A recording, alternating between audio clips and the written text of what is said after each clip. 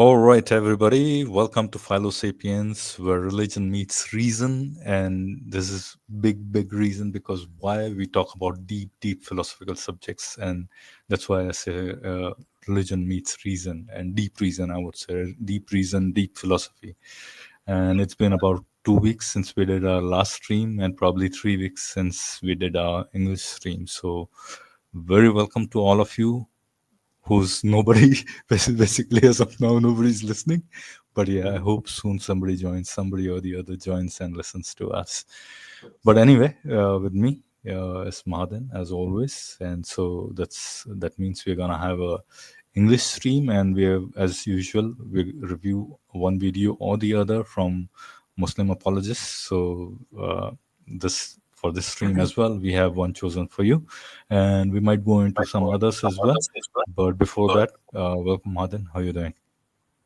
I'm very good. I'm very good. Thank you for asking. I've not been on one of these videos in a while. I feel like I've forgotten how to talk on these videos. So it's interesting that we're back. And I think we were supposed to also have Kylie coming on. He's probably running a little late, so we may see him come on. So we will have 3 hosts, hopefully. If not, it's just going to be me and Philo. And yeah, we're going to just do what we've been doing so far. For 2 years, I think we've been on this, and for 2 years, the time flies. Kelly, I'm saying time flies, Madan. We started this channel about 2 years back, and we still a good 8 viewers strong. So anybody who's listening, I'm going to request you to please stick to this channel for a bit and listen to whatever we are talking. If you don't feel like that we are talking any sense, then please write it in the chat and let us know, and then we'll change our course. If you want some interesting topic to deal with, you can also tell us that.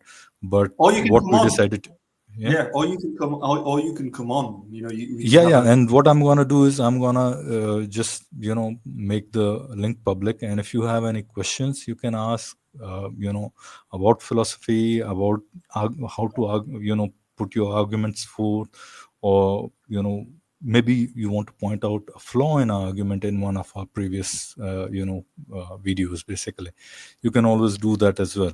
But if you have seen some very strong argument from Muslim apologists, you can bring that as well, and we can analyze it together and see if it has any flaws or not. And most likely, I'll say from my experience, it will have a flaw. No argument, at least in my life, and probably I can say that very safely for Madan as well. Madan is much more well versed in philosophy than I am, but I can say for sure that no argument has no flaw, basically. Right? So all the arguments have at least some flaw or the other, pretty much, right? That's right. I mean, if that were the case, if some of the arguments would have passed through without any contention, then I think we would have all been pretty much theists. So yeah, I think before we move on, though, what I'm going to do is please like, subscribe, share. And I think you should share the link even now. And if anybody wants to defend the contingency argument that we're going to analyze, if you're a supporter of the contingency argument, you think the contingency argument is a good argument for the existence of God, come and challenge us. We would like to hear your version of it, right? So we're going to analyze one of them in video form by a Muslim apologist, right?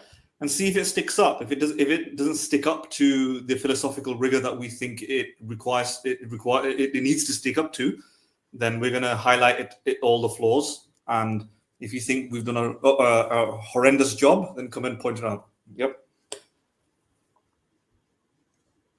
Yeah, very true. Because we will be owning it up to, basically, if we are wrong, we'll own up to it, pretty much, right?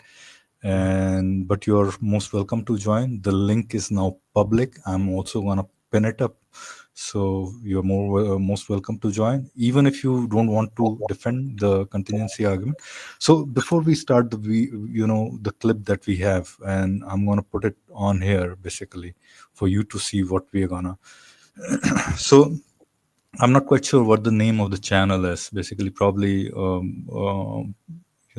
Dots Connected to Islam or something like that. The channel name is. I know this guy Fazil, and I have been to one of the streams where I have gone and just broken his arguments apart because he doesn't. I historically challenged him because he didn't have any idea of what the history of contingency or cosmological arguments was, and he was just BSing basically, right? And I don't want to say that word, but he was just BSing, and then I just went to his stream and schooled him pretty much, right? And he probably won't agree to that, but anyways, so now he's with another guy whose name is Islam Hakim, basically, right? Yeah. And he seems to, at least he seems to have some decent knowledge about philosophy. But when you are, your brain is just fixated with one ideology, you just hardly are able to think through all the flaws within your arguments pretty much. So that's what we are going to do and show as to what flaws are inherent in their argument of about contingency argument. So before we move on to contingency argument, Madan just wanted to tell very quickly to our audience, there are four flavors of contingency arguments that I am aware of. One is causal, the other one is temporal, the third one is dependency based, and the fourth one is more modal based, basically, right? I think which one they'll pick up, we'll see. But each one has its own, positives in when, if you're thinking as a theist, but each one has flaws as well, right? So we'll see which one these guys present, basically, right? So let's jump into it, right? Yep. If you're Muslim, we won't be. You would maybe we'll have a conversation if nobody else is around, but.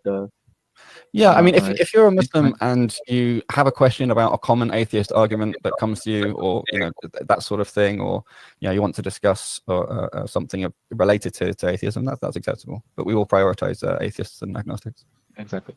One other thing. Now, I want to ask you, of the different ways in which the contingency argument can be formulated, what is your best, or the one that you find the most,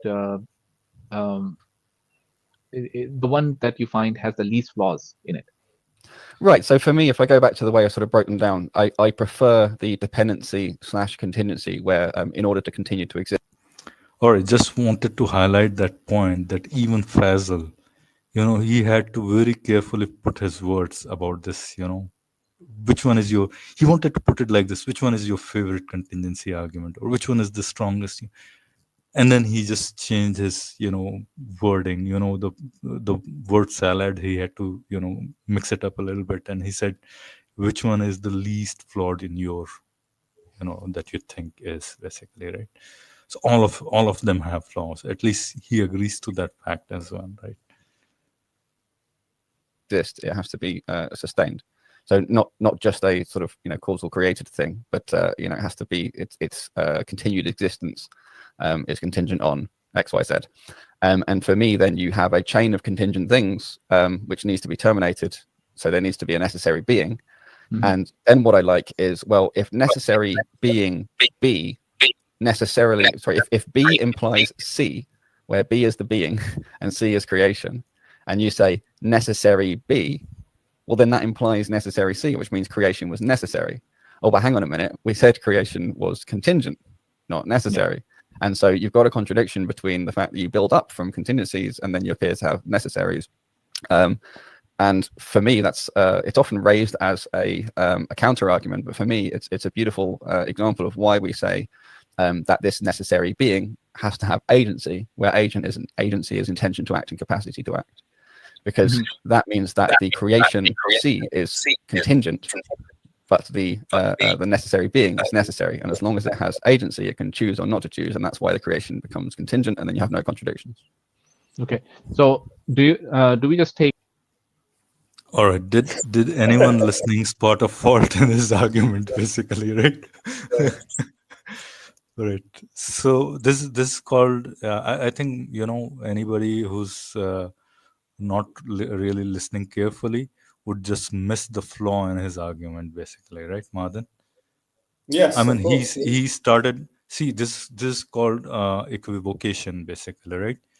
You are using contingency. When you started, you used contingency in a different with a different meaning. Then when you got to a necessary being, you said, no, I'm just gonna shove away that definition. Now I'm gonna use a different thing for necessary, right? Because I'm getting this contradiction, two-way contradiction, basically, and that's what he did here, right? And it's just contingency. Yeah, when you reach a necessary, of course it leads to all the contingencies that he was talking about as necessaries, basically, right? Now you have to tell that, oh no, that being has the consciousness, that's why, and that's how I can avoid that necessity in the contingencies, basically, right? So yeah, I don't know. I was probably not able to express it properly, but yeah, I mean, yeah, the idea is that if there's a necessary being, then if he has agency of free will, he can create a gentle sort of decision that is not necessary in and of itself, or something like that. And I'm not sure what he's trying to say here, because that doesn't make much sense, right? If God's decision making, therefore, choice to create is freely willed and isn't necessary, then there is something that is contingent that that has no meaning behind, that has no cause behind it, that has no sort of reason behind it. It violates the principle of sufficient reason that they've been trying to kind of use all the time, adhere right? to this. Yes. So you've already ultimately rested upon this idea that there can be contingent things, right? Without any reason, right? Rhyme or reason behind it. It's just a contingent thing, right? And what that means is that God, when God makes a decision, he's not necessarily creating something. He's a necessary being, but his decision is not necessarily going to cause B.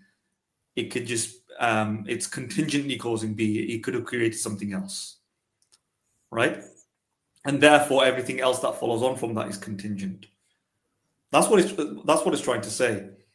But if you look at the logic of it, if A, then if A, what did he say? He said if A, then B, right? And if A, then B must happen. And if A is necessary, then B must happen. B is necessary as well, right? Yeah, B is also necessary, right? Now, at some point in A, he's trying to smuggle in something like, let's think about it in terms of A, B, C, D, or A, B, C. A is necessary, but B is not necessary, and therefore C is also not necessary, right? If A, then B is a free decision. But does that make a lot of sense, right? If God is necessary, can some part of him be contingent? Is that even comprehensible? Right? And that's the first objection. But then if it is let's go with it for a minute. A part of him is contingent, is free will. But if that's the case, then there can be things in the universe, right, that are ultimately contingent. Right? And do they not see the point here? Where if you can think there can be something that is contingent and that doesn't have any explanation behind it, doesn't have any cause behind it, it's just the way it is, a brute fact. There is no cause behind it, there's no explanation. So why did God do B instead of X, Y, Z? There is no reason why. He wasn't constrained deterministically. It was almost just indeterministically just happened. But if that's the case, then why do they not have the same sort of logic for the universe? Because they think a universe, you can't have contingency. Remember, you can't have contingency. You can't just have a brute contingency. But wait a minute. You can have brute contingency in this case. And how they try to justify it is by trying to say free will is brute contingency, right? Well, what is that? Isn't that special pleading, right? Why is free will a brutally contingent thing? That they just asserted brute contingency into the definition of something called free will, right? What about like just a indeterministic event? Free will is an indeterministic event in their case. Why should we think that is the only type of indeterministic event? right? Right. Yeah, so they've kind of just think about it. We don't have any example of. First of all, most people probably think free will doesn't exist. How can you have like people like myself and maybe even yourself? It's a logical. It's not possible to have free will, right? You're But right. if we think Right. about the bully, yeah, give me an example in the real world where you do have this sort of free will. We don't. It's just like it's like a mysterious concept that we've created. We don't have any hard example of this. Yeah. If they I can, think. sorry, let me just finish this point. If they can Yeah. churn out a non real world example of an idea called free will that we don't have any empirical evidence of, and say that this is by definition just a group contingency. The only why can't we just churn out a concept of a indeterministic event that is just brutally contingent? It's from nothing almost, right? There's no reason why it happened in that particular way. So they ultimately believe something can just arise out of nothing. Right. And we don't even have to have one brute contingency. We can have a whole container of brute contingencies, basically, right? Whatever that may be, basically, you can have one, you can have many brute contingencies, just like one brute fact, or even many necessary, or beings, basically, or necessary brute facts, basically, right? You can have multiple brute facts, you can have multiple contingencies, you can have single brute fact, you can have single contingency, basically. Or so and even when he goes from we have things that exist, that we see are dependent on something. So he's using that dependency argument of the contingency, basically, right? So the four ones that I outlined at the very beginning. So he's using the ones that something that depends on something else for its own existence, for the entirety of its existence, is a contingent thing, pretty much, right? That's the definition he's using, pretty much. And the problem is, I'm not quite sure why he goes on, stops at one necessary being. I mean, what makes you stop at that one necessary being, basically? I'm not quite sure I get that logic, basically. I don't see any kind of contradiction if that chain goes on forever. I think Hume talked about that pretty much, right? There's no necessity that the chain has to stop. I mean, just the explanation is that one thing depends on the other, the previous one. Basically, that's about it. Yeah. I mean, if he's prepared to accept there can be a brute contingency at some point, then there's nothing stopping it for making the argument that the chain itself is a brutally contingent fact. Why is the chain this way and not the other way is just a brute fact. Just like why is God's choices this way and not the other way is just a brute fact. Right. I don't know why we should think so specially about choice here, right? Like choice can somehow happen without any cause or explanation, right? What he's trying to say that it's not bounded by any predetermining or predecessor causes or explanations or anything else. It just happens for no reason, right? Right. Why did God choose to create the universe this way instead of the other way?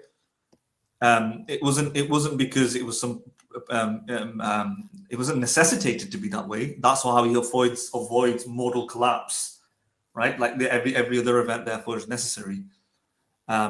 What he's saying that is instead it's just he could have done otherwise, but he just didn't. Right. That's very similar to saying that there was just some sort of spatio-temporal quantum soup, and then the universe fluctuated out of it. And what caused that? There's no. It's just a brutally contingent fact. Right.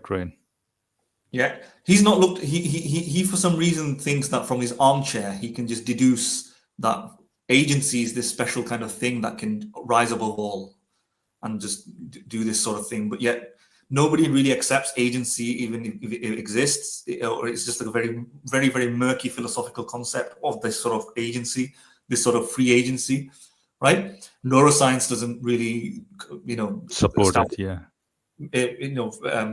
philosophy doesn't really, there's a lot of difficulties trying to get that sort of libertarian free will. Libertarian free will is rejected resoundingly. Even compatibilists, which are the vast majority of philosophers, reject libertarian free will. So libertarian free will, he's introducing here as something to be able to just create a contingent universe. But it doesn't really sit well, because he's trying to say God is necessary, but his free will is libertarian. Now, I'm not sure that Yeah. I think you'll see all these sorts of problems that they just started right now, and we just started critiquing. We have already critiqued them for probably 10 good minutes.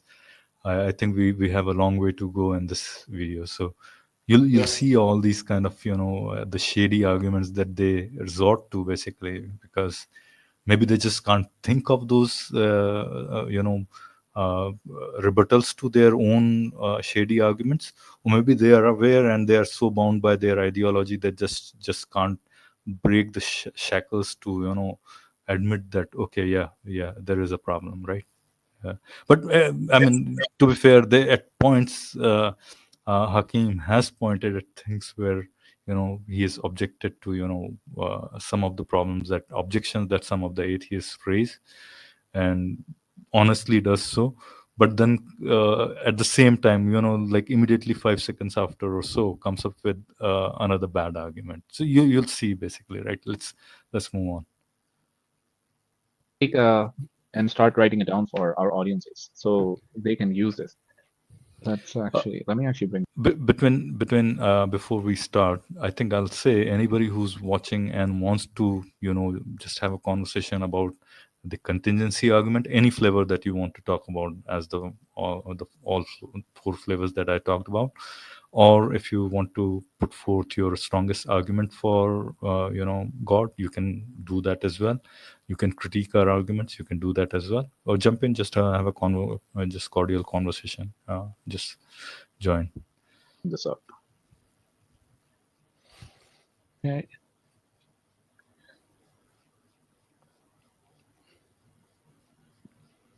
I think what they're gonna do now is probably they're just gonna put it in a syllogistic form. The mistake of the okay, and let me share screens, and then we can try and build this argument from the ground up. Okay, premise. Oh, wait. Premise 1. Right. Yeah. Do we start with we contingency? can see if we can fit it in a syllogism, but I don't usually think of axiomatic logic as syllogistic. Beings More general. exist. Yeah. Premise 2 will be that which a contingent being depends upon, it must exist if a contingent being exists.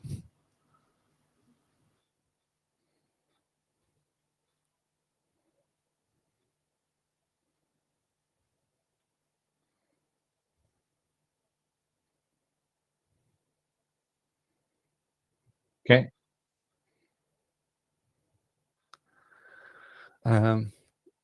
Premise 3. That which contingent being depends upon may be contingent or necessary. Yeah, fair enough. Okay, then if premise 4, if if that which is dependent upon is contingent, then I know we're putting it together in a different way. Yeah, that's right. We can see how it works. Must See if we can fix it. depend upon another being that is contingent or necessary. Premise 4, if we take all contingent existences, they must, as a set of contingent, they must depend upon another being for their existence. Yeah, so premise 4 is going to be the main one that will get challenged, and we can try and deal with that in This cannot be prior contingent quizzes. and must be necessary, right? Premise 4, does that make sense? I mean, it's not quite a premise because it's got you would need to break this apart. The only thing is, people can claim that the set of contingent things as a whole then becomes sort of as a whole is self-sufficient. So they say, yeah, each part depends on each other parts, but the whole just is. And so they either what they're saying there is that the container. Yeah. I mean, if you look at it, so I've just had another way of articulating some of the stuff that I was saying as well. By saying that God's free will is contingent. Yeah, if you look at premise, I think it's too small. No, God's free will. They can't say it's contingent. It has to be necessary. Yeah, exactly. That's what I'm trying to say, because it doesn't mean. Look, what the man at the, what's his name, Hakim, Islam Hakim, yeah. right? Yeah, what he's trying to say is that if God's free will is contingent, then you escape the modal collapse where everything else is then has to be necessary. But he's just taking it one step back. If you notice, right? Let's agree then. So look, let me give you an example. I am contingent. The Milky Way is contingent. The Big Bang is contingent, right? And then God. But instead now he's added God's free will. So now it's this. I'm contingent. The Milky Way is contingent. The Big Bang is contingent. God's free decision making is contingent. And then you have a necessary being at the beginning. Does that change anything? No, you just added an extra contingent thing. It'll still be from a necessary being. If God is necessary, then God's free will is necessary as well. Yeah. Otherwise, it doesn't have to be free will. You can just throw out free will and just go. God. Yeah, it's a garbage word at that point. I think it's a garbage word, pretty much.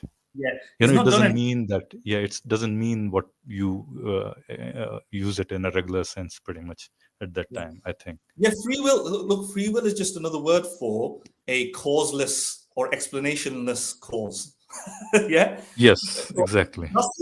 That's it. And it doesn't make any sense. So a causeless, explanationless cause. You just put it in there, right?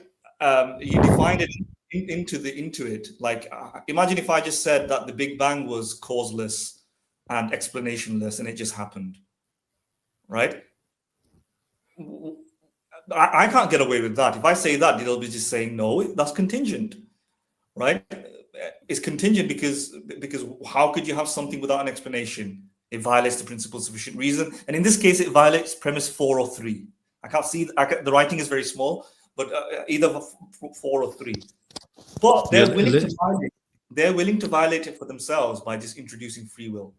And that's a form of special pleading. What is it about the nature of free will that exempts it, other than the fact that you just define it as free will, right? It's like me saying a free chemical reaction, a free call. Yeah, just because you said free at the beginning of will doesn't magically make the will causeless. You just played with words, which is something that I can do as well. The set itself is necessary. Yeah. Sorry. I was just making sure that we have the highest resolution. By the way, yeah. Go ahead, please. We don't want to distract you from talking. Yeah, I will. So a will is just a event. It's just a choice, a desire, a feeling, a decision. For some reason, he thinks decisions, as long as you put the word free on top of it, then it becomes free. It becomes independent. And what do we mean by free will? Basically, is it truly independent? Yeah. And I think we did talk about what is free will. Free will, by definition, is something whose result is unknown, basically beforehand, right? But for God, that can't happen because it contradicts with one of his very attributes. Basically, he knows everything, and if he does know everything, then that automatically becomes unnecessary result, pretty much, in a sense. Basically, yeah, I'm not there are sure. ways to there are ways to counter that. By the way, there are ways Yeah, to counter that's the that. divine foreknowledge versus whether it's actually free if you can predict it issue. Yeah, I'm free not- will, but Yeah, I'm not yeah, necessarily sure about that necessarily, whether predictability necessarily negates free will. But what I would say is just, I just think free will is logically impossible, right? Is to say if you think a will is if you say there's a desire, for example, to have milk over a Coke, instead of going to the fridge to have a Coke, you're going to have a bottle of milk, right? And the reason that you have that desire to have a bottle of milk is because of not some predetermining event, but it just is, and it's just random, right? And if it's random, you didn't cause it, yeah. And if you didn't cause it, you had no choice over it. Then it's just a desire that you have, right? And if it's a desire that you just have, then you didn't freely cause it. You just have the desire. It's not free will. It's just will. yeah. There are two ways to tackle it, basically, It's right? just I mean, will. one is that your desire, or basically whatever filled you with that desire is probably necessary. Basically, you didn't cause that desire, basically, right? You just had that desire, right? Somehow Yeah. you had no free, you didn't freely choose that desire. Yeah. I mean, in either case, if it's deterministic, you didn't freely choose the desire. It was caused by a predetermining event. And if that event was different, then you would have had a different desire. That's Right. deterministic. If it's indeterministic, then it's just something that just came out of nowhere, right? Yeah, it just came out of nowhere. Again, you don't have any choice of freedom about it. Either way, you don't have freedom, right? If you just have desires caused by say your synapses in your brain, then if those were different, then you would have different. So it's constrained, not free, by those predetermining events. Now, if there's no predetermining events, that it's just something that just came out of nowhere without a prior cause or anything like that, then it's just random, right? And you still don't have any freedom over it because randomness is not freedom, right? Right. And if randomness is not freedom, then it's not. So this is why I think saying it free will, it's contradictory because there's no other option. It's either deterministic or indeterministic. So free will, I think, is contradictory in that sense. Anyway, but if they're prepared to accept that, if they're prepared to accept indeterministic events, in this case, will it can exist, then why are they so hell-bent on thinking that an indeterminate? Why is the problem with the universe coming out of universe just existing without a cause or an event? Yeah, just as a brute fact, basically. Yeah. I'm not saying that's. I'm just saying that's as an issue of logical consistency. There can be atheists who think, for example, like myself, I would say it is kind of mind-boggling why the universe would be this way or that way. Yeah, fine. But if you're a theist who consistently wants to adhere to the principle of sufficient reason, if you're a theist who consistently wants to adhere to the nonsensical nature of something being indeterministic and there's no choice, there's no reason why it's this way or that way, and it came out of nothing, or it's causeless. But here you're introducing a concept called free will, which is also like that, where you're saying it's not bound by a predecessor necessary event. It's just indeterminately this way. It's a brute contingency, but you're at the same breath you're saying you can't have brute contingencies, right? And by smuggling in the free will just before God, you still have you've not escaped the problem of modal collapse, because either God, if God is A, then his free will has to be necessary, which means it's not free will. Exactly. Right? It doesn't make sense to say God has free will. God has to be necessary. But if let's go down the bullet, let's accept the nonsensical and say God can have. God has free will. Yeah. Can have it. Yeah, and this might, and let's just say and admit and acknowledge that you can get rid of moral collapse by doing this, right? Then how have you done this? You've just introduced a brute contingency to escape moral collapse, and accepted that certain things can be brutally contingent, which again defeats the idea that you can't have brute contingencies. So it's like a what's the word? You just can't escape this problem of Yes. having Yes, brute that's the whole contingencies. Basically, put you my haven't head- solved you haven't solved any problem. Rather, you have just pushed it one step back, basically, or you one step ahead. Just you put God behind a contingency, brute contingency, basically, right? Yeah. And that's what you have done. And Yeah, you still all have this A. while you have been just shying away from brute contingencies, right? Yeah. Because if you have A, which is God, which is necessary, then shouldn't it be the case that B is also necessary? If A, then B. But they're trying to escape that by saying if A, then you can have B, C, O, D, O, E. Yeah, if you have complete contingencies. Yeah, they haven't tried to look at it from the other side, right? What they have tried to do is everything is contingent. This we are contingent. Our Earth is contingent, Moon is contingent, universe is contingent, Big Bang is contingent, and that's why there needs to be a unnecessary being. But to solve that problem of necessary contingencies backward from God to all the way down to humans, we need this thing called free will. But they forget that free will itself is brute contingency. And I mean, they think that it's not a brute contingency, but they haven't tried to solve it. Basically, if they try to solve it from the other side, from God to contingency, you'll realize that it is a necessity. Basically, it's not a contingency. Anyway, I think we should move forward. Or you want to add something else? I think we have already. Yeah, keep going. So here's the reason why it doesn't make sense to me. Hang on. So either they say that the if you like, the set itself is necessary, or they just say it's a brute contingency. And this is the problem with putting it in a syllogistic form, is because it will always leave open them saying, you know what, brute contingency. And that's just, as long as people can just make axiomatic claims, that's always possible. Yeah, but then they're not basing it off any logic. They're basing it off they're using an axiom to get out of that. It's and it's not just any old axiom. It's the last resort. It's the lowest form of wit, if you like. It's funny how they use it as just try to demean whoever thinks that this doesn't work, as the lowest form of wit. I mean, if you have done exactly the same thing by going down to brute, free will as contingency. Basically, it becomes a brute contingency if you look at it in that way. So what's wrong in somebody saying no?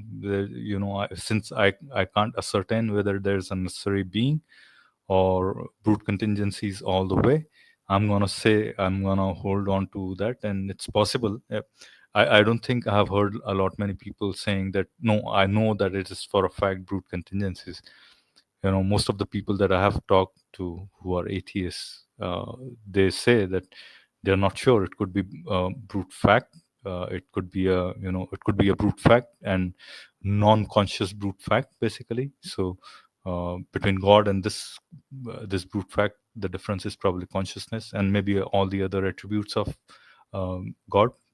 But there could be contingencies as well, and the collection of contingencies as well. Maybe this universe is in itself a self-sustaining contingent entity, probably, right? Or set, basically, if you want to call it that way. And there's nothing wrong in it, I think. But then they have to demean by saying that no, these guys are going to lower wits. I think everybody who's listening realizes how their arguments are really bad, basically. Not really bad, but at least their arguments have flaws. It's not that their arguments are rock solid. And and one more thing, what Fazil said, right? They have no logic in it, and probably he's right, because then when you go to that rock bottom, all you need to do is you support your claim by saying, okay, this is the bottommost I could go to, and now after this probably I'm gonna take an axiom. Basically, I'm take this to be an axiom or a brute fact or brute whatever, right? This is how far back I can go, and that's perfectly fine. And that's what they do as well in terms of reaching out unnecessary being, pretty much, right? So not sure, Madin, you want to add something or shall we move on? No, it's okay. Let's move on. In the philosophical circles, so if you have to resort to one, really that should be considered to be a weakness or a flaw in your position, but you can use it to patch things up. Whereas at least if something is necessary and you've explained why it's necessary, then it becomes its own reason. Which is, William Lane Craig hates that. There was a discussion between him and Oppie regarding who was it?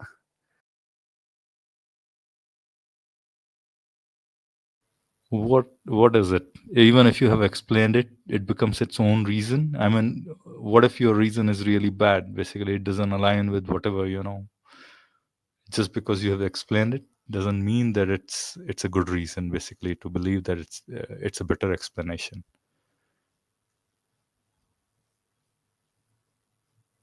It was regarding a paper on the unreasonable effectiveness of maths, and I don't want to get the name wrong of the person who wrote it. He's really famous, begins with a W. I have different physicist names beginning with W going around in my head.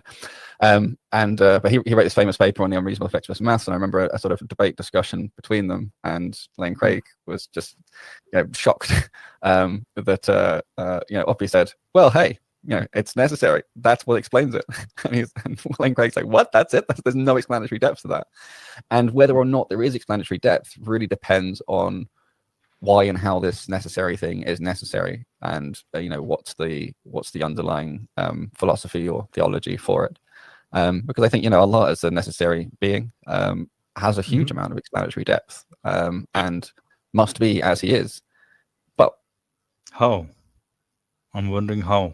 Why is there so much explanatory depth in Allah rather than some made up being? You can infuse all kind of stories into a pink unicorn or something very strange, basically, that you cooked up, and you can use it to explain a lot of things. So why is it a good explanation? I think you have to. I don't think so. I mean, whatever you can put into any conscious being that you say, quote unquote, conscious being, that has a good explanatory power, could be done by any other entity as well, maybe. Yeah. I think they're talking about these attributes: all powerful, all loving, omnibenevolent, and all knowing, and all these things. I don't think these attributes don't make much sense, by the way. I mean, I don't think they make sense in terms of this universe, right? We have spoken about this quite a few times, that this universe in itself doesn't need an all-powerful being. It needs a sufficient. If this universe is limited, then all it needs is a sufficiently powerful being to create this universe. Just about create this universe. Yeah. It doesn't need all powerful, and it doesn't need all those attributes, right? So those are superfluous attributes, pretty much, in my eyes, at least. Okay, Madin, sorry, you were saying something. Yeah, I agree. I just want to reiterate, though, if we look at premise 4, if we take all contingent existence as a set of contingent existences, they must depend upon another being for their existence. So this cannot be contingent and must be necessary. So if you accept that premise is true, then it follows that if God's free agency is such that it's contingent, then it must be dependent upon God, right? But that, again, we still end up with modal collapse. So I'm not sure how you... Yeah. So you've not got around if A is necessary, then B is necessary. Yeah. You still have that issue. In this case, A is God and B is God's free will, but God's free will is contingent. But contingent, as per premise 4, contingent existences must depend upon another for their existence. So it's necessarily caused by God. And that can't be contingent, it has to be necessary. So let's go with that. So therefore God is necessary. But if God is necessary, but then the alleged free will is necessary. The free will is necessary. That's the whole point of modal collapse. The modal collapse is that you're going D is contingent, C is contingent, B is contingent, A is necessary. But if A, then therefore B. But if A is necessary, then B can't be contingent any longer. Therefore, B must be necessary. And you've kind of imploded the contingency argument, the force of it, saying that contingent things exist. No, there's no contingent things anymore. Everything is just necessary. To escape that, he just he thought free will can do it, but by virtue of premise 4, contingent existences must depend on another existence. So you can't just say free will is contingent and escape premise 4. It can't violate premise 4, because otherwise you'll have to reword premise 4 to say. You'll have to reword premise 4 to say with the exception of free will or something. You have to right. With the exception of attributes of God, basically, you'll have to say that with the exception of the attributes of God, everything else is contingent, basically. Anything that emanates from that is contingent, basically, right? And free will is not dependent on God, basically. Yeah, I mean, I don't even know how. But then, that's a problem in itself. Or they need to define free will as not contingent, because if they define free will as contingent, then it falls foul of premise 4. Yeah. And you don't have free will. If they mean by free will a brute contingency, then you can't. That's contradictory to premise 4. Simple as that. Right. For some reason, they can't see this. Brute contingency exists, they say, in one breath, but then at premise 4, they say it must be dependent upon something necessary. But a brute contingency can't be dependent on something necessary. That's not a brute contingency. So what are you talking about? Right? Yeah. Okay. Yeah, I don't think they understand the meanings of the words, basically, that they have used over here. At least, especially Fazal, probably because he wrote it. And as soon as he wrote it, I think Hakim realized that if you write it down, and probably he meant if you write it down this way, then you're gonna get stuck, mate. Basically, you're gonna be ripped apart by one who understands these logics, basically, right? And that's what is happening here, right? Everybody can see what the big, huge flaw is. Probably Fazal didn't, probably even to this day, didn't realize that he's falling into a ditch far too deep, basically, right? And Hakim realized it, but then Hakim has a different way of tackling it. And basically he says that whatever this, brute fact is, necessary being is, it has more explanatory power than, brute contingency, probably, right? So he has admitted that that separation between, a brute contingency, free will as a brute contingency, is probably not going to solve this problem. So yeah. Anyway, shall we move on then? We never will figure that out. I think meat of their argument is done. Let's listen to it, what they're talking about afterwards. On our own, so what I'll do is I'll say, if anybody wants to join in and have a conversation, listening to it, just chip in their 2 cents, is welcome to do so. It does come an axiom that then sits in and makes sense, but I'm okay with that.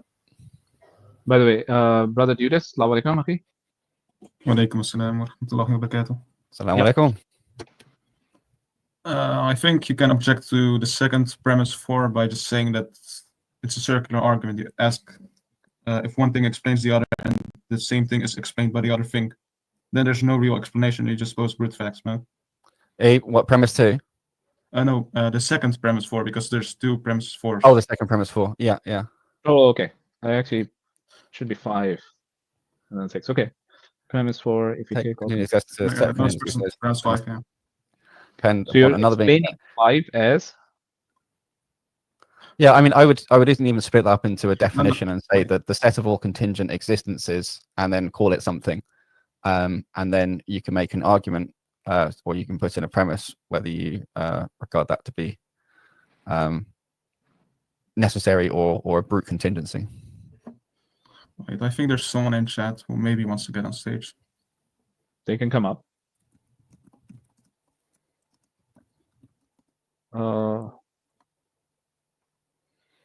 Yeah, I don't agree with premise 5 either. You don't agree with premise 5? No. How would you put it then? Let's walk through it. If we take all contingent existences as a set, okay, so with everything that depends on something is a set of all things that depend on things, does that set contain itself? It's the classic Russell paradox.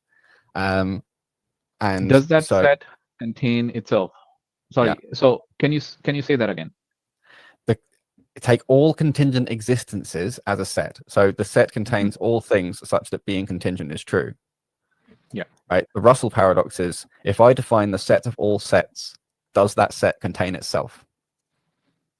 Because it's supposed to be a container that contains all possible sets, but it itself is a set. So can it be contained inside itself? Okay. Right, So that's the what does paradox. that And this entail? reminds me of this paradox because if you define all contingencies exist as a set, okay, the set of contingent existences must depend upon another being for their existence. We don't need to add that because we've already got that from the previous premise or definitions. And then you've just got a claim that says this cannot be contingent, it must be necessary. Well, that's really a non sequitur claim from what happens before, because the only way you can say that necessarily that it must follow that the set is necessary is if the contingent existences it contains encompasses all things that could exist. That would mean that the whole set could not be any other way, and that would mean it's necessary. But if there's different ways of having contingent things in it, then the set as a whole. Then even if it is being sorry. Judith, was that similar to your objection, or you had a different objection? No, I was talking about codependencies. If you're saying the one contingent thing is contingent upon contingent 2, but contingent 2 is contingent upon contingent 1, you know? Yeah. Basically, in the But entire then web how of is that even contingency. possible? No, it isn't possible. It's basically the same as pausing them brute fact. Yeah. So Yeah, C1 depends on C2, and C2 depends on C1. So you say they're mutually dependent on each other. It's the simplest case of a giant interconnected mesh, basically, which is what the naturalists usually think of as the causal net. The problem with that for me is that it's a chicken and the egg type of thing that you're talking about. But when you talk about causing something to come into existence, right? You cannot go ahead and use this as an explanation. It's okay if they're codependent after they've come into existence, or one of them have come into existence, right?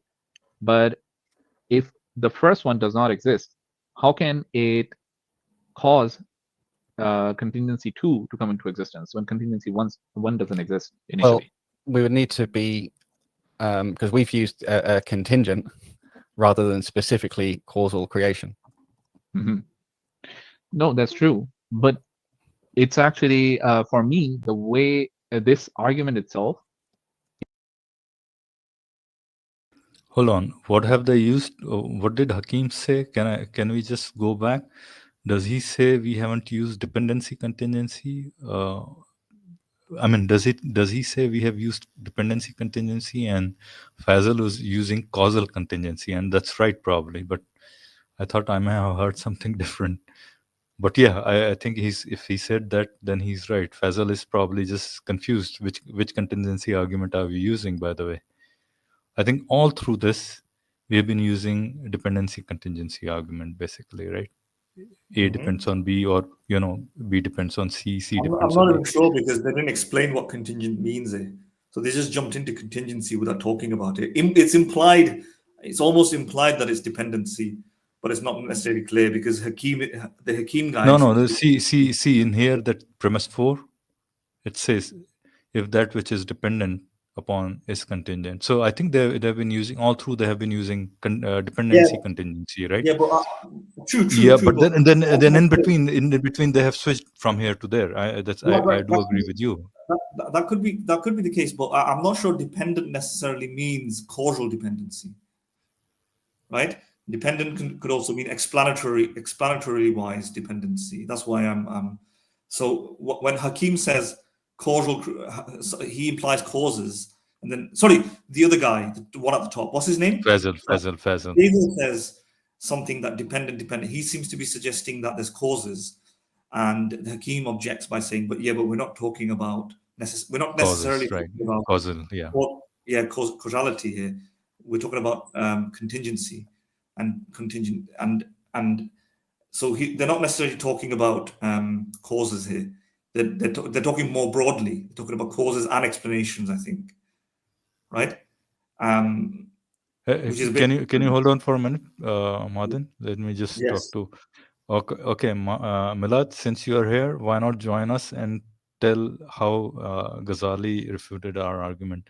We'll be happy to have a cordial conversation with you, and would like to understand what Ghazali's point of view was to these refutations. Basically, what did he refute? Basically, right? So please join. I have been on Muslim Lantern's streams.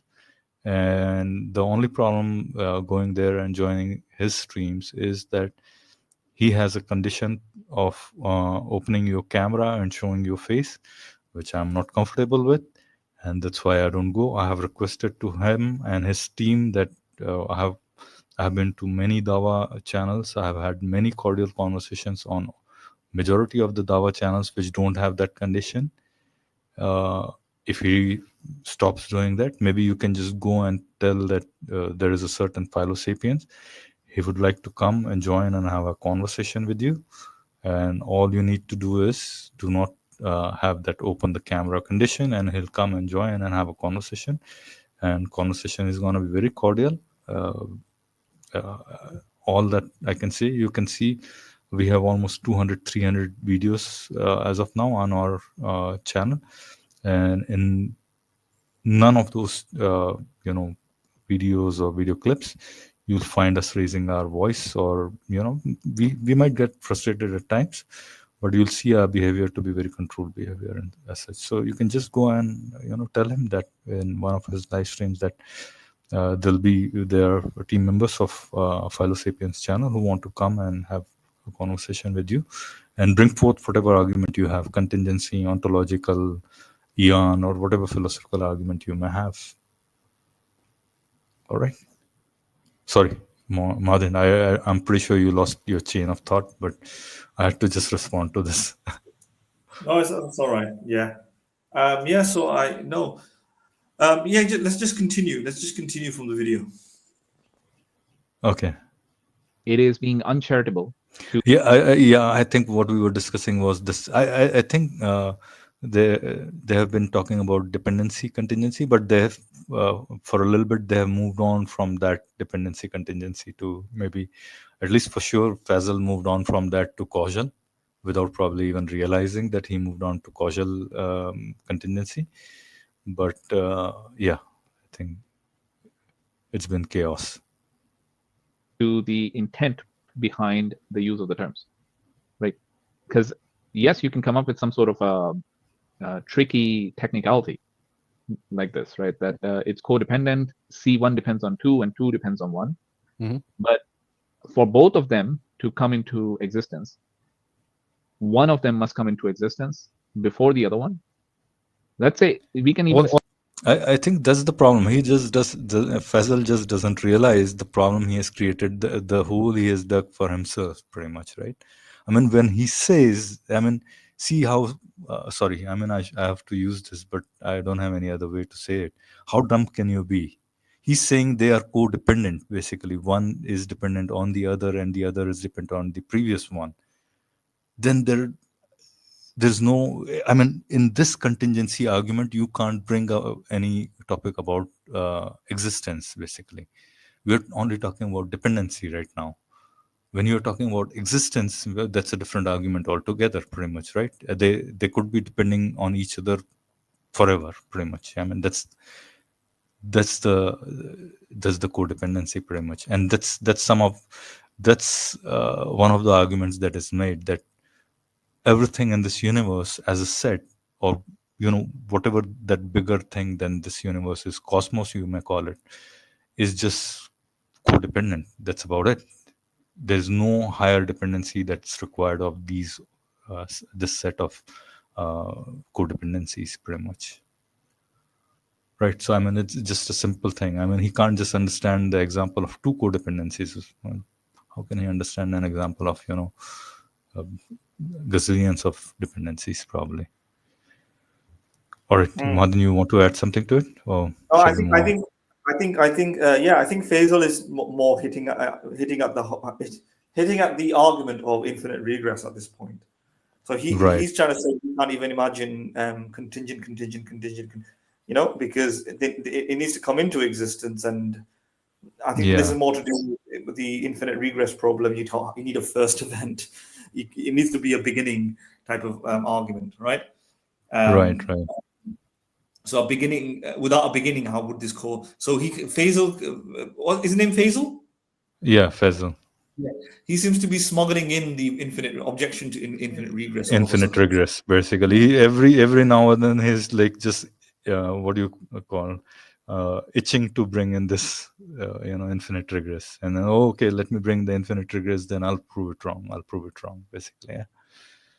Anyway. Yeah, well, they should stick to the syllogism, because in the syllogism, what they're saying is that a contingent being would terminate at something necessary, right?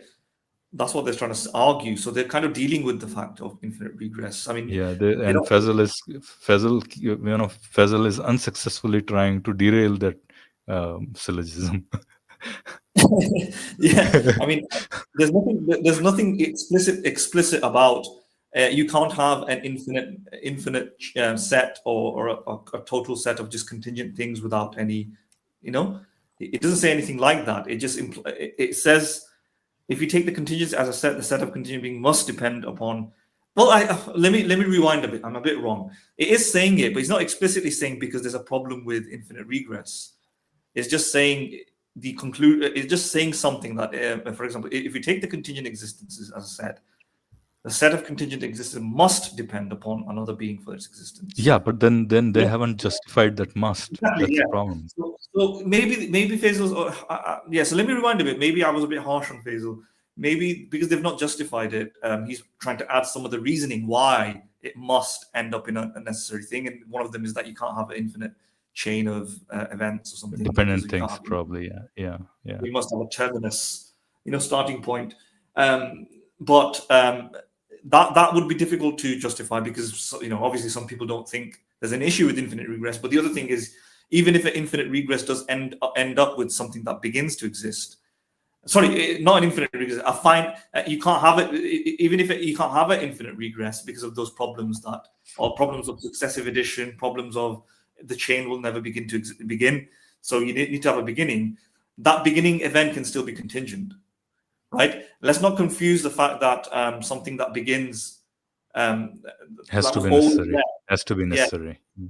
And because we need to be very careful here, because there's two different versions of necessary: factual necessity, and you have factual necessariness, and you have ontological necessariness. Right.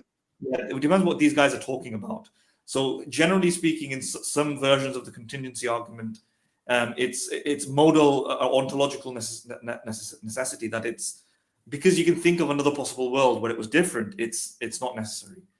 Just in other words, it could have been different, and therefore, so it could be, let me give you an example. It could be the case that there is no infinite regress. There has to be a terminus point, and that whatever that thing is, whatever A is, yeah, is factually necessary, meaning that it was the beginning, it was the first cause, and that cause doesn't have a cause beyond it. That was eternally existed, factually necessary. But it might simultaneously not be modally necessary, because that could have been different. Meaning, in another possible world, I can imagine it being different, right? So they've not spelled out what they're talking about. What are they talking about? Factual necessity? Are they talking about ontological modal necessity, or something like that? right? So Faisal will so this argument doesn't really deal with that. It doesn't really elaborate. And Faisal, if Faisal thinks he can just say that something must begin to exist, and that must have been caused by something eternally existent all the time, it still doesn't get you to modal necessity. But it depends whether that's what they're arguing, right? If they're arguing it's factual necessity, that something just must be eternally present. If that's all they're talking about, then okay. Then I see it can be consistent with premise 5. If we take all contingent existence as a set, the set of contingent existence must depend upon another being for its existence, and that being must be necessary. And in this sense, they're saying that it's just eternal, and there's no cause behind it, because it's just eternally there, or something like that, right? Okay, Right. Yeah, that's fine. But okay, go, carry on. Sorry, what were you going to say?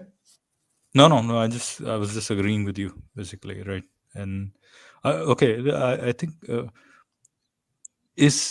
can you attack PSR basically with this dependency argument, right? Can you say that you may not necessarily agree with the PSR and then come to that necessary being? You can. I think that leads to the same thing, basically, right? I mean, I don't have to necessarily agree with that. There has to be a dependency, a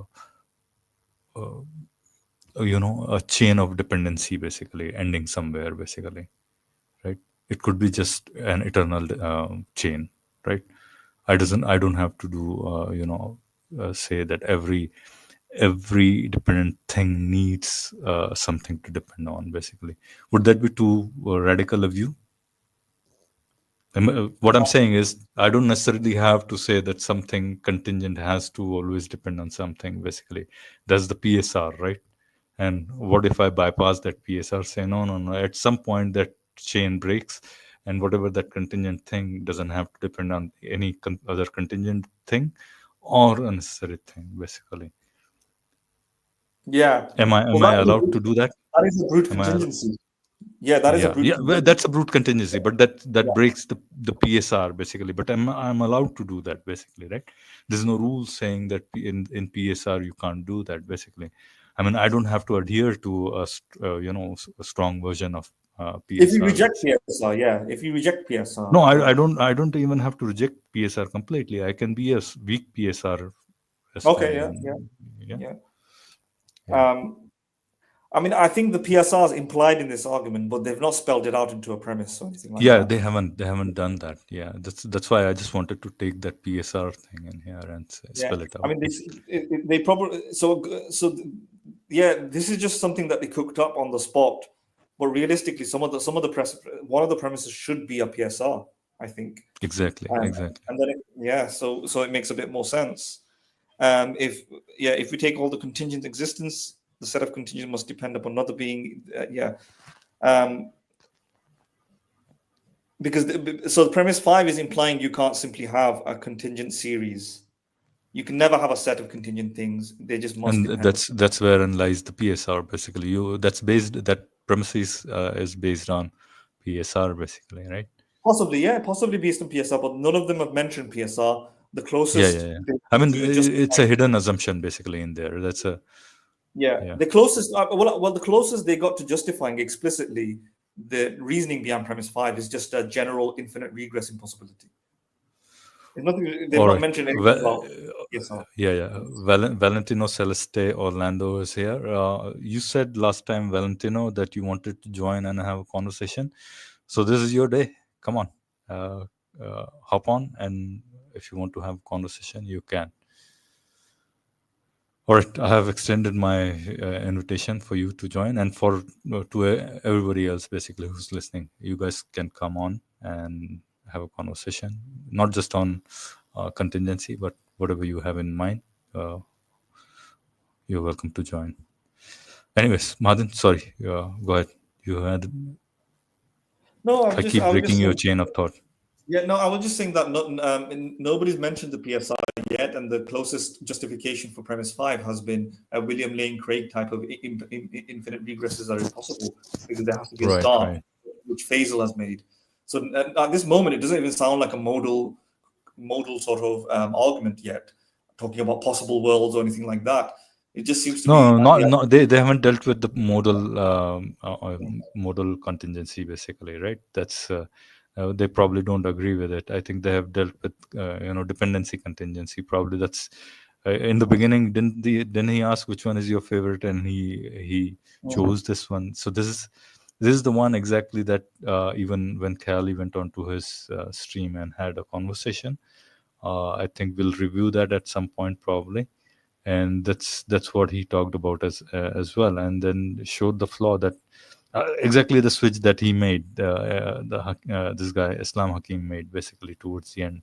How do we stop from, once we reach the necessary being, how do we stop all the contingent beings that we thought quote unquote were contingent being necessary beings basically, or necessary things basically, right? He smuggled in the free will basically. That's the same problem that Khali posed to him basically, right? And at that point he was baffled. So probably this is another stream when he probably refined his thought over it basically. He thought through this and came up with this brute contingency, or not brute contingency but free will as a contingent thing. Yeah, I mean, if you're prepared to accept brute contingencies, then you can just imagine the infinite chain that exists to be a or even the brute contingency without being necessary being. It's perfectly fine. Buck stops somewhere basically. Instead of your necessary being, it stops at your contingent being basically, or brute contingencies basically. All right, let's move on. Has anybody joined? Valentino has written something, I don't know. I posted the links in the comment section of one of your other videos. You did, and I read through it as well, but I can't remember exactly what you said. So I don't know if you heard me. If you want to join again, I think link is pinned, so you can join pretty easily. But up to you. And until you join or anybody else joins, we're gonna continue with this video. Will they both come into existence together? How? Well, the same way as you say one comes into existence, you would just deal with it the same way. You can even deal with it and say, you know what, it's a yin yang, it's one thing, and you just perceive it in two parts, and that's what makes you think one depends on the other. That's actually taking it out of the paradigm of what is real, right? What you can ontologically verify, right? That because everything that exists, that we know that exists. See, that's the problem with this guy, Faisal. I think you were being harsh. I'm gonna be being. You said you were being harsh, but then you realized you were overly being harsh. I think that's what I'm saying here. He just doesn't realize that he's jumping from one argument and trying to smuggle in other argument to justify that argument. You are dealing with dependency or contingency argument. Deal with it. You have these 5 premises over here, right? And exactly what we said earlier as well, Mahadin. It's a yin yang. I mean, you can think it as yin yang, right? One is depending on the other one is depending on one, and that's about it. And that's the whole of existence, pretty much, right? Yeah. Nothing else is needed. Yeah, nobody is talking about when they came into being, or they, it's not about that. They have defeated their own arguments. I would really like to see how they move past premise 5. Look, if we take all contingencies existence as a set of contingent existence must depend upon another being, and that being cannot be contingent, it must be necessary, right? Yeah, it's a contradiction within their own premise as well. Pretty much. So if they're saying that free will is a contingent, then it must be also a part of the set of contingent existences that must depend upon another being for their existence. But if free will is dependent upon another being for its existence, then how is free will can't be free will? Yeah. Yeah, they just can't deal with it. I Yeah. mean, What they I didn't didn't like- even they to this day, Madan, I'm pretty sure to this day they haven't realized that there is a huge problem, right? I think maybe to be fair to them, and maybe to be honest with them, I think Islam Hakim did say that he doesn't agree with that premise 4. At that time it was premise 4 because there were 2 premise 4s. Oh, So yeah. now which has become premise 5, He right? So he did say that. premise 5, yeah. I mean, the 5th Yeah. premise that was mislabeled as 4 twice. Yeah. So yeah, let's move on, I think. This right today, we cannot go ahead and say that for each and every one of them. For me, the chicken and the egg is a perfect example of this. Yes, the egg comes from a chicken and the chicken comes from the egg, right? But there must have been a start where both of them need to have come from something. Well, I mean, in the chicken and egg, it can just be a case of an arbitrary point of definition. You say, the glib answer would say eggs obviously came first because dinosaurs had eggs, right? And then you go, oh no, I meant chicken egg, which came first, the chicken egg or the chicken? Okay, now we've got a different question. How do we analyze that? What defines a chicken egg? If a chicken egg is something that is laid by a chicken, then the chicken came first. If a chicken egg is something that gives rise to a chicken, then the egg came first. It's a matter of definition, you see. Yeah. So, and in a similar way here, when you're talking about, some codependency of contingent things, really that's just one thing that's been cut up into 2 parts. Yeah. Because if both must exist, then you don't have a notion of one existing independently of the other. So that's why one coming first and the other doesn't work. But that's not the premise. If 2 things come together and they're both codependent on each other, it's just a reformulation or finer grained description of one thing. Because remember, what we're doing is trying to tackle, like, we do have to tackle the pathological cases. Because what you said about if we look around us and we see everything as contingent, well, then we're taking an inductive mode of argument. But you're trying to put together, premise, conclusion, a deductive mode of argument. You'll be careful not to mix them. But at the end of the day, we are trying to answer the question of what we see as existence. Where does this come from? So yes, we can talk about something which is not. Okay, sorry, I was on mute and then I wasn't getting unmuted. Yeah, so Madan, I'm getting a feedback from your side. Yeah, somebody just called me, that's all. It's gone now. Okay. So, Hakim, took his time, sweet time, to explain it that, okay, we are not dealing with inductive argument, we are dealing with a deductive argument. And so we can't use this. And then as soon as the mic passes to Faisal, am I being overly critical of him? Guys, tell me in the comment section. Faisal, if you're there, please tell me in the comments I'm being overly critical of you. So as soon as the mic passes to him, he starts, no, but we talk about existence as this. No, dude, you're talking about a particular argument in a particular say. Why did you do all this, shabang to write it in a syllogistic form then, if you weren't not that particular argument, right? Yeah, just baffles me. Real, which does not exist. We can talk about some imaginary make-believe things, right? Which is perfectly fine, but that's taking it away from the underlying question that is meant to be asked here. Right. For me, I think this is one of the mistakes I think a lot of people make, is to try and make a definitive syllogism that reaches a definitive conclusion. I quite like getting to the point where you say, look, we are now at the point where there's only 3 possible resolutions and there is no other way. One is brute contingency, which means I give up. I don't know. I don't want to know. I don't need to know. I basically deny the question, right? Your brute contingency. The other one is that somehow the container or the whole is necessary, in which case you're heading towards a pantheism or other kind of associated polytheisms. Or you say there's a necessary being external to the creation with agency, which is able to create the contingency.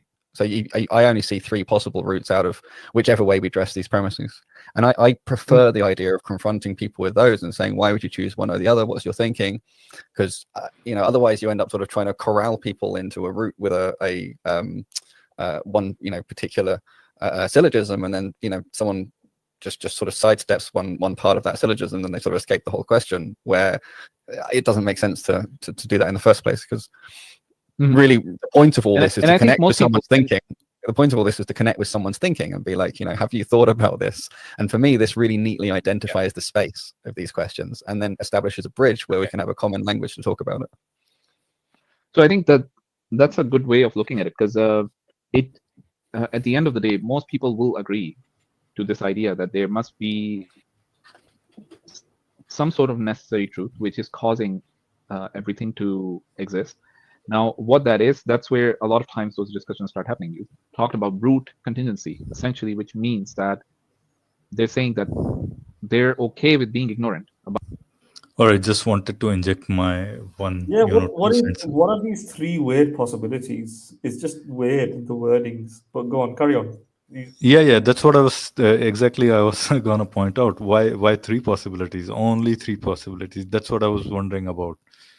And I said I'll add another one. Basically, I think he said brute fact, which is God, basically. So I think I'll bifurcate it. Basically, I'll say yes, brute fact as could be God, as well as brute fact could be a brute,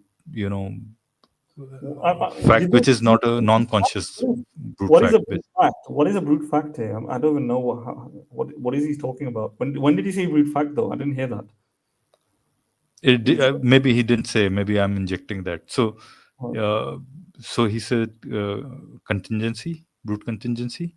Yes. He said container, basically, of contingencies, basically, right? Yeah. Why is that pantheism? I just don't get it. Yeah. Why is that pantheism, basically, right? Container of contingencies, basically. Maybe he thinks that everything is God can only be. I'm not quite sure. Basically, maybe Then it says you can associate with it loosely, basically, it right? says Because necessary existence external to creation. So he's already assuming what create everything else is created. So he's just I don't know what he means in these. I mean, I see what he's trying to say. I think he's saying that in pantheism, everything just exists and is in itself its own creation kind of thing, basically, right? And that's what pantheism. And then I think maybe I'll probably just agree with him there, right?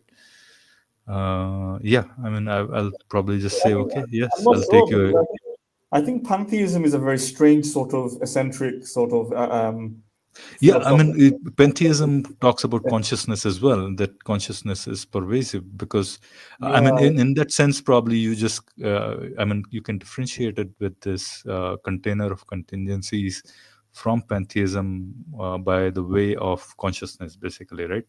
Because with just, container of contingencies, you probably don't have you can't inject consciousness there. With pantheism, though, you have a certainty of consciousness, right? So that's a feature of the universe, right? Or feature of all that exists, pretty much, right? So in that sense, you're right. I think they are distinct, basically. So yeah, I mean, I do agree with you as well, but I'll say probably I'll just buy his definition, sans consciousness, probably. Yeah. What I'm saying is that first of all, I don't know what he means by the container set is necessary. Container. What does container set is necessary mean? So is he saying that there's a set of contingent beings that Is all that exists? It's a brute fact, basically. yeah. Set of container. If a set of contingent things itself is contingent, then that's like a brute contingency. If a set of all things contingent is ultimately necessary, then yeah. But either way, I don't see how you get to calling that pantheism, because I'm not sure pantheism is just that. Pantheism is a bit more like a reverence. It's more of a psychological approach to how. Yeah, but the consciousness is involved as well in there. Yeah, I agree.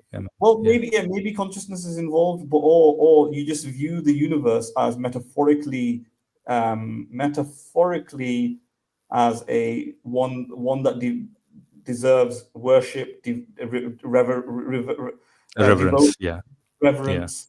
It's a kind of psychological disposition towards, or an orientation towards the universe, as to eliciting certain spiritual feelings of glee or whatever. I don't think that comes that comes automatically It's a non sequitur to assume that that necessarily follows from believing that the everything is necessary in the universe, right? I mean, people who believe that the universe is it's just the container of all infinite events is necessary, and it just had to be this way, and it couldn't be any Yeah, I way. mean, I see your point. I see your They're not point that necessarily that pantheists. probably is a distinction. That probably That's what is I'm a saying. distinction. It's Yeah. not. They're not necessarily pantheists, because Yeah, pantheists I is agree. a I agree. specific type of, some I people mean, may. if he's right, as long as he's just talking about the existence wise, basically, pantheists talk about universe as being just the existence above and beyond which there's no necessary existence. Materialistically, probably, then he's right. Then apart from that materialistic existence, probably there is that layer of whatever that elicits that reverence towards this universe. Maybe you call it consciousness or whatever above and beyond Yeah, the material. but there is no necessary. You don't necessarily have to revere it at all. You can be a nihilist. You can be a nihilist. You can hate. Look, I think pantheism is a psychological kind of preferential, pleasure-orientated kind of outlook on the universe. It's just seeing the universe in a metaphorical sense and you don't have to hold that psychological state if you believe that the set is necessary, right? If you think the universe is infinite, like an infinite multiverse, you may be like a Neil Tyson deGrasse type, or a Spinoza type, have an outlook, looking at it with total revere, total worship, almost equivocating it to a god, and you may call these guys either pantheists or borderline, in the case of Neil, pantheists. Or you can be somebody who just doesn't give a damn and doesn't find any reverence to it, right? Doesn't find want to give any devotion to it. Doesn't really see it as beautiful or glamorous or splendid or exciting or amazing. What would he still be a pantheist? The point is, it's logically distinct to think that a container set is necessary, and then logically distinct. I wouldn't say necessary. I think that usage of word necessary probably is wrong here. I think I would say that container of contingent things is a brute fact. I think that's probably a more, much better definition, I would say, I don't know. much better representation. I'm not sure, because he already talks about it in the brute contingency part. So he already does he say that then he's probably wrong, because basically is necessary. I won't say it's necessary. I think I don't see whether it be necessary. I mean, I mean, it would be tough for me to. This again is a problem of not defining your words. What the heck are they talking about when they say necessary, right? Yeah. Because if the container set is a set of all contingent things, and if he's saying that the set of all contingent things is necessary, what it could mean is that every single entity in this set, A, B, C, D, E, F, and going to infinite, has to necessarily exist. Yeah. So the number one event is dependent upon number five event is dependent on number four. Number four event is dependent on number three. If this is how they're thinking about it, and going into negative numbers, whatever you want to call it, right? And they're all dependent, but the entire set of all numbers is necessary. That's what he's trying to say, right? So although the individual numbers are contingent, the entire set is necessary, which may still lead to modal collapse, by the way. But if the entire thing is necessary, but the individuals are contingent, if that's what he's trying to say, ignoring modal collapse for a minute, then he's not saying that it's brutally contingent. He's saying it's necessary, in either factually necessary or modal necessity, right? So I don't know exactly, what he's talking about. And the fact that he mentions brute contingency in the first line, so he's given three options. The first option, brute contingency, and then in the second option, he doesn't mention anything about contingency, makes me think that he's using the word necessary differently to contingency. And therefore, my interpretation of it being that the set has contingent parts, but the overall set is necessary, is what he's trying to argue in this. Yeah. Possibly. I think it's a confusing terminology that they're using, basically, right? It's quite hard to understand when they are using which terminology, basically, right? And I think they should have just used stuck to one, pretty much. Anyway, let's move on. Madan, we are probably almost ending at 1.5 hour mark. Shall we give our audience a rest for at least for this stream? Maybe we've always never been able to kind of get to the gist of what they're trying to do. So we've not got to the rabbit out of the hat part, where how they try to reconcile God's free will or avoid modal collapse. No, they don't go into it. That's the problem. I think that's from here on they jump into some other thing, basically, right? I mean, and I don't know. Maybe run it at fast and then see, and maybe we don't review it. Maybe we review it like next time, because this is the same argument. I think we have pointed at so many flaws up until this mark, and it's not gonna get any better. I mean,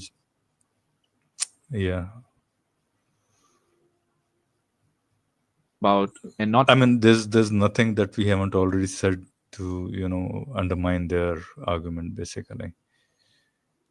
I think very few pointers will get to talk about something new, probably, and let's listen to some part of it. I'll just fast forward it and listen to it, and we'll choose to either review it or not review it, right?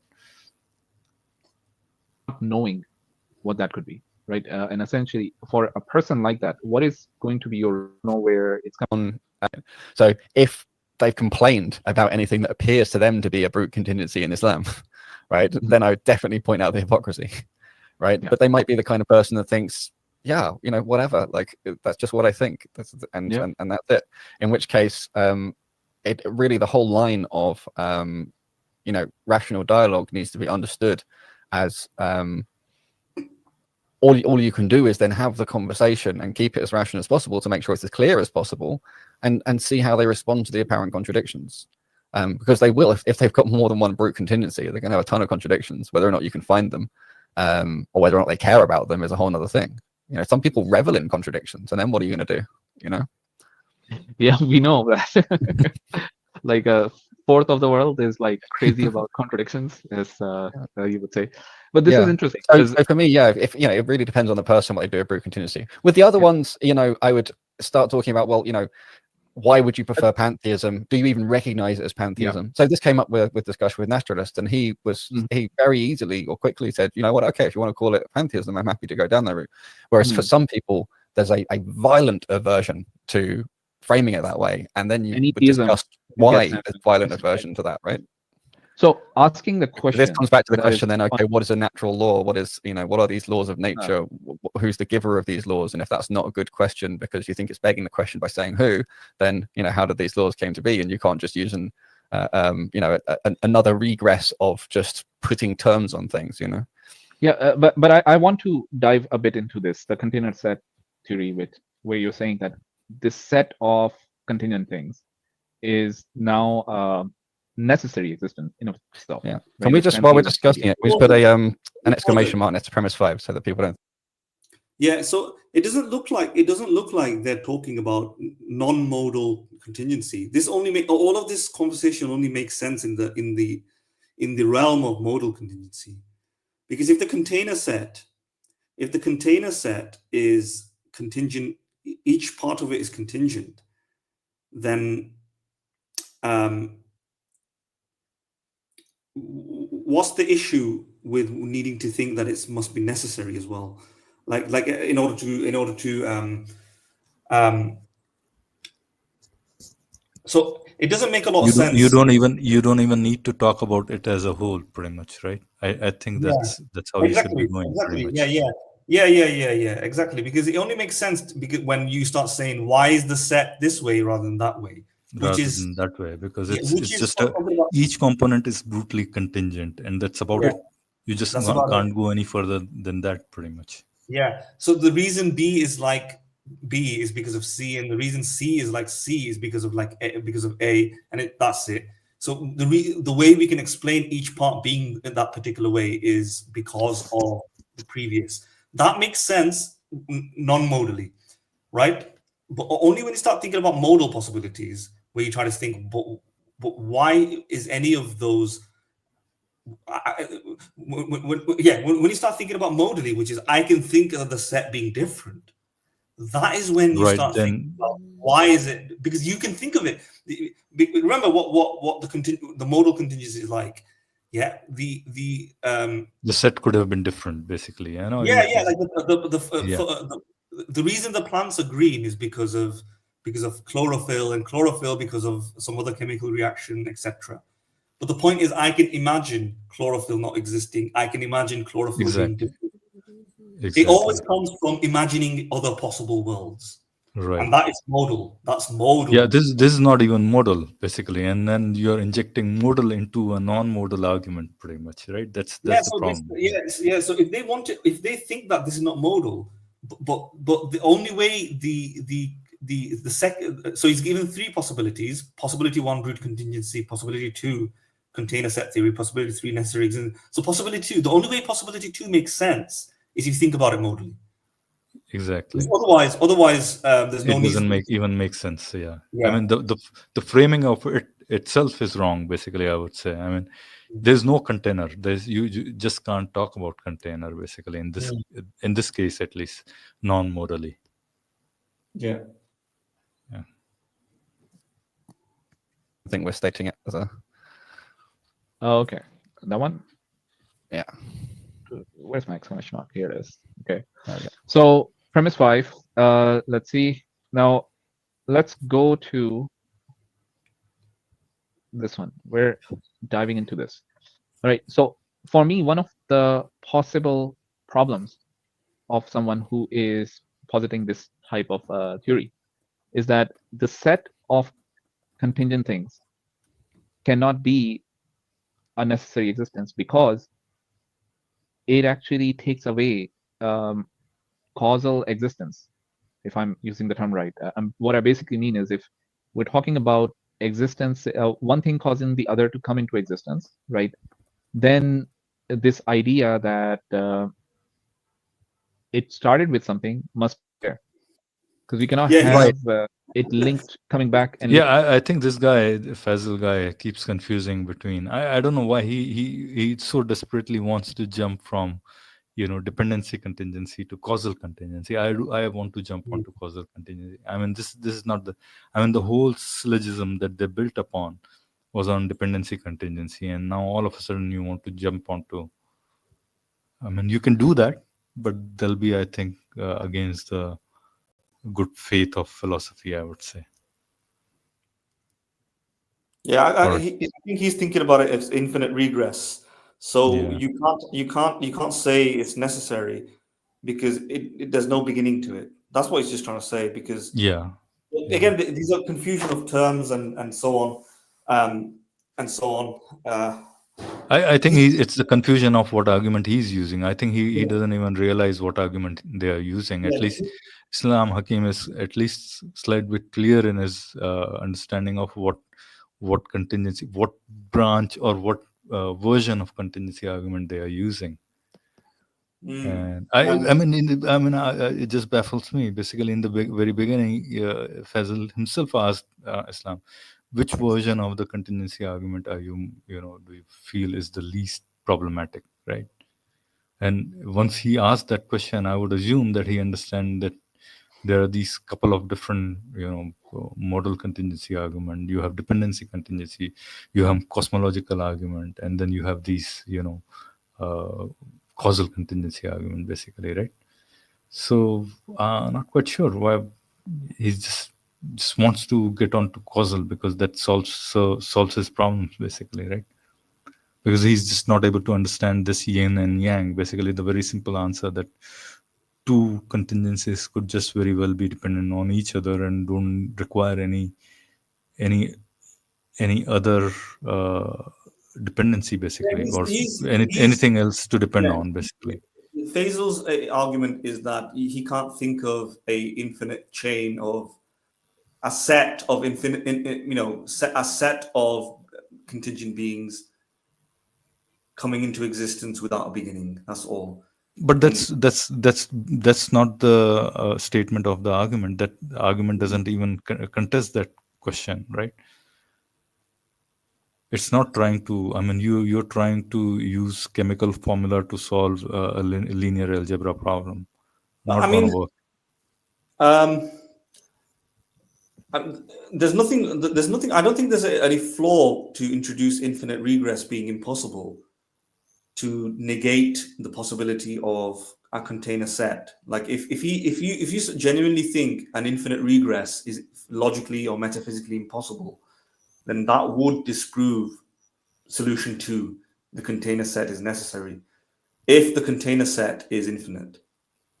Now, we're not necessarily sure what they've not explicitly defined infinity into that, right? They just said the container set of all contingent things. That could be a finite number, right? Right. So there's a finite number of contingent things, and that's it, and that's necessary. But if you're so I think Faisal is assuming that it's not a finite number. It's just one after another, one after another, one after another, and there's no beginning, right? Yeah. I mean, he's going into his own what do you call? Yeah. He's made up an example for himself that he wants infinities and then just wants to. He's created a straw man, basically. I would say. Yeah. He just wants to create that infinity and then wants to cut that. No. You can't have a container of infinite sets of contingents, and then I can just rack it up pretty much. I can destroy it. No, because they're so used. They're so used to thinking about it as infinities. That's possibly why. But Right. the container set of contingent things is necessary, and he just assumes that means that it must be infinite. I don't know why he thinks that. Yeah, I'm not quite sure where he's getting that from. Yes. Yeah. Yeah, that's anyway, right. I think we'll. I'm thinking about it this way. Maybe this is what he's doing. Maybe he's thinking that if the container set is finite, then you will have to say that there's a brute contingency at the beginning or a necessary existence at the beginning, right? Or something. And clearly the option 2 isn't saying there's a necessary existence, and neither is it saying there's a brute contingency, right? So it can't be finite, it has to be infinite. Can you see what I'm saying? Because if it was finite, let's say the container set only contained 10 contingent events, 10, 9, 8, 7, 6, 5, 4, 3, 2, 1, and that's it, then where did 1 come from? Well, it's a brute contingency, but the possibility 2 doesn't allow for a brute contingency. All right, maybe it's a necessary existence external to 1, 2, 3, 4, 5, 6, 7, 8, 9, 10 contingent beings. So 10, 9, 8, 7, 6, 5, 4, 3, 1, and then there's a necessary existence. But that doesn't allow, option 2 doesn't allow for necessary existence. So option 2 must be the case that it just goes on infinitely. Maybe that's how he's thinking about it. Maybe that's one possibility. I'm advocating for him here. But do you really think these are the gears that went through his brain? Maybe not. I know. I doubt it. Hardly a chance. Yeah. Anyway, I think we'll shut down the stream. We're closing in on 2-hour mark, and we'll deal with it. The rest of it probably later on. I don't think there is anything else left to deal with it. All right. It's almost touching 2-hour mark, right? Yeah. All I just want right. Before we go, I just want to reiterate. Solution 1, brute contingency, giving up on reasoning. I'm not sure. I mean, he's already talked about what is a brute contingency. It's like a cause without a cause. Yeah, it's like an explanation without an explanation. It just is. Remember, it just is. But when Hakim talked about free will, he was also saying that was just is, right? God's will is just this way, and it's not necessary. It has no explanation. Can you see that? Because if it does have an explanation, then it's determined. either causally or by some predecessor thing, whatever it is, right? He's trying, if you're going to have free will, it has to be brutally contingent because there's no reason for it. If it has a reason for it, it's determined. So so his point that you can't have brute contingencies because it's giving up on reasoning contradicts his stance on free will, because free will is a brute contingency in the way you define it. Because you're saying there's a will that didn't have any other explanation or determined event behind it. If it did have those a determined event or an explanation behind it, it's no longer free. Right. Yeah, I think they just didn't realize these problems basically, right? So neither did Faisal. Forget Faisal.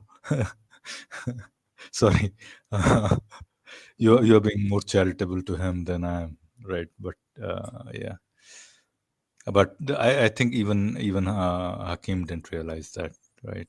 So it's a problem for them. Maybe they as even till today they haven't realized that. But I hope they see this video. Somebody takes them this video to them. Sorry, I was burping. But anyways, anybody who's listening, like, subscribe, and share. Support us as much as you want and as much as you can. Basically, if you can support us financially, then please donate us at Philosapiens at the rate.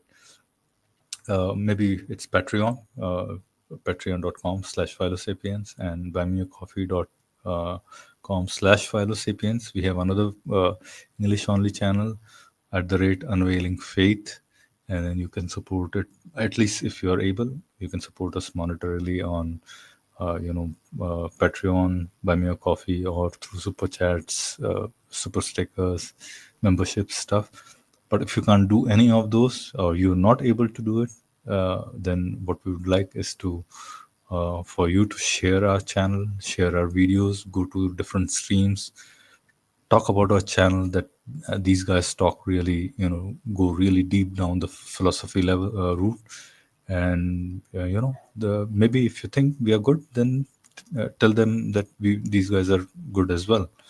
And that's how you share us. And then comment after the stream is over as to what you liked, what you didn't like, what we can improve upon, what kind of topics we should cover. If you have a video that we should review, just post it underneath, in the comment section after the stream.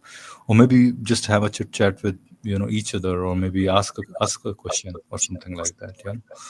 They'll at least make us at least YouTube video sees those comments as to propel the video up, basically, right, in somebody's watch list or whatever.